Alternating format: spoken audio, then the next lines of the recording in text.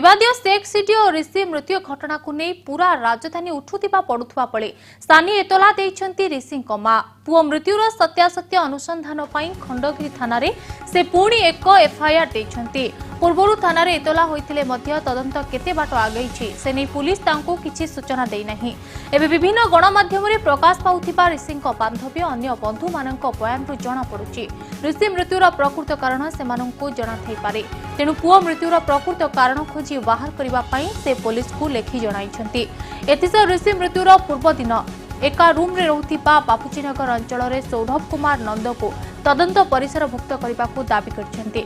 सेपटे एबे अटकी जाइथिबा तदंत को आगो को बढ़ाइबा को निष्पत्ति नैछि। एने जोन 3 एसपी को दायित्व दिया जाइछि एवं विषयरा रिपोर्ट को अपेक्षा करा जाइथिबा डीसीपी कहछंती।